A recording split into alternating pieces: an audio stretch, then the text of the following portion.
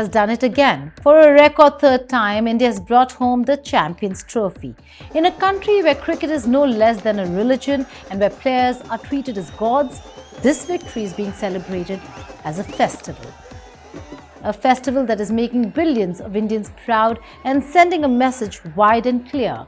When it comes to cricket, India will always dominate, whether it's out in the field or across the diplomatic table. That's right. Is New Delhi using cricket as a part of its diplomatic toolkit, as a soft power policy or a tool to exert pressure? Hello and welcome. You're watching Statecraft with me, Geeta Mohan.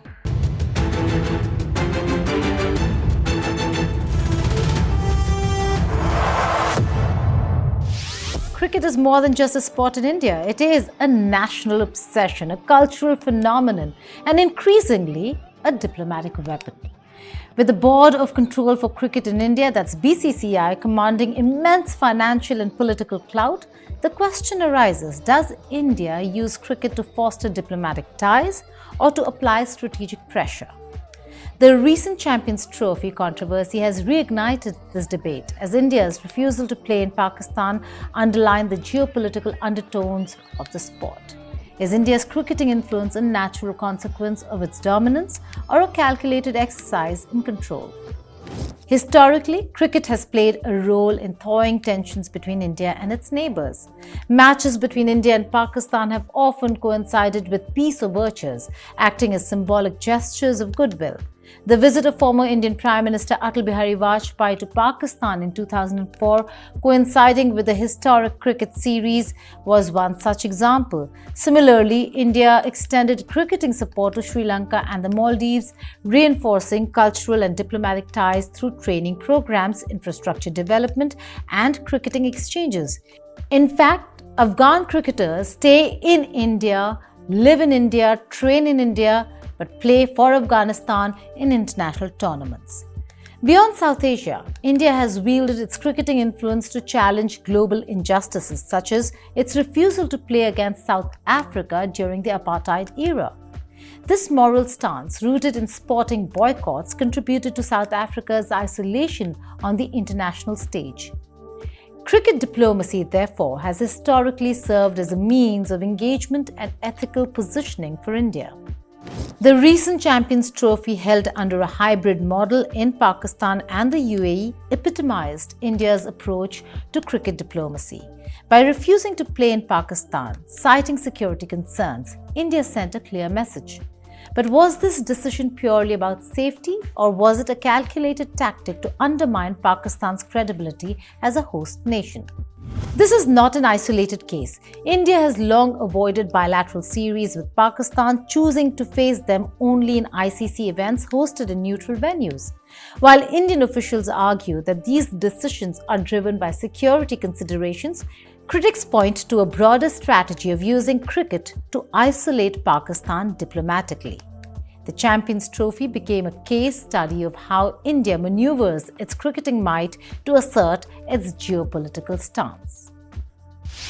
BCCI has also been accused of using cricket to pressure countries. After all, it is not just a cricketing body, it is indeed a financial juggernaut. Controlling a significant share of the ICC revenue, the BCCI has the power to influence key decisions, from tournament venues to broadcasting rights. With an economy that fuels the global cricketing ecosystem, India enjoys an outsized influence in shaping international cricket policies. This influence, however, has led to accusations of bias.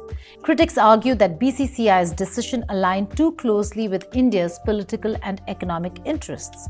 For example, during the recent Champions Trophy, India played all its matches in Dubai instead of Pakistan. While this was a security concern issue, it was also a strategic move to deprive Pakistan of home ground advantage, and also to send out a message on India continuing to isolate Pakistan when it comes to not just cricket, every other aspect to do with bilateral relations or international ties.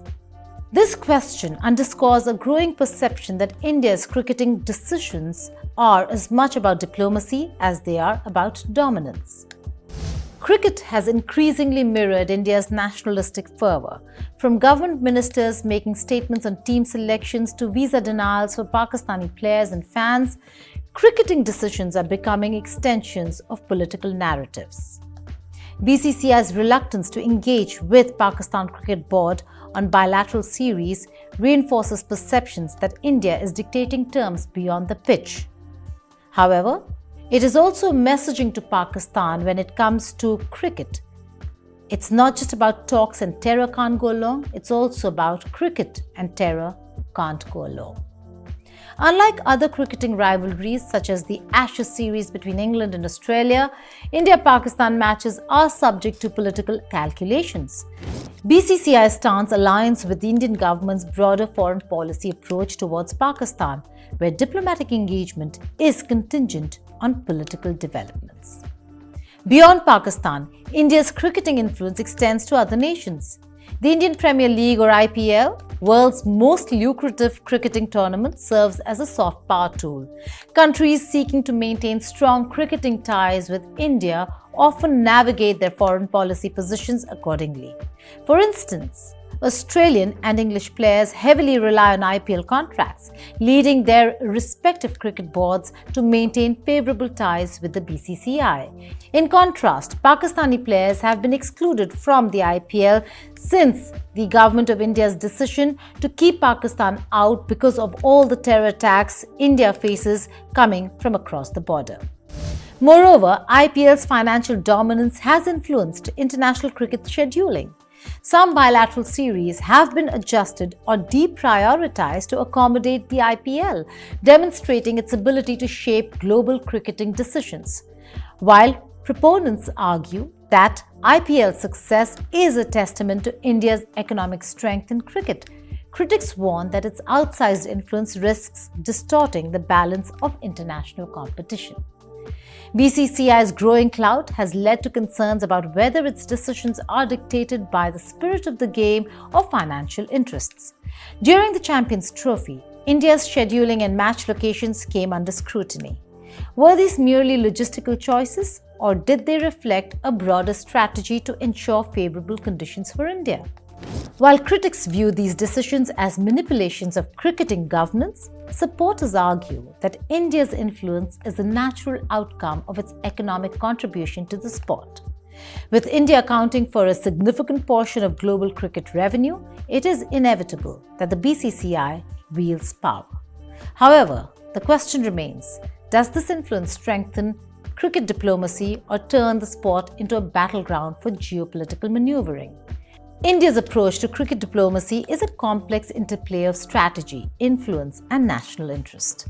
While cricket has historically served as a bridge between nations, India's recent actions suggest a shift towards using the sport as a tool to maybe exert pressure. BCCI's dominance, coupled with India's strategic decisions, has fueled debates over whether its actions are justified exercise of power or overreach in international sports governance. The Champions Trophy controversy exemplifies the fine line India walks between diplomacy and coercion. While India has legitimate security concerns regarding Pakistan, its selective engagement raises questions about consistency. Similarly, the BCCI's financial clout, while undeniable, brings with it the responsibility to uphold cricket's global integrity. As cricket continues to shape India's diplomatic landscape, the challenge will be maintaining a balance between using the sport for positive engagement and avoiding the perception of wielding it as a political weapon. Thank you for watching Statecraft.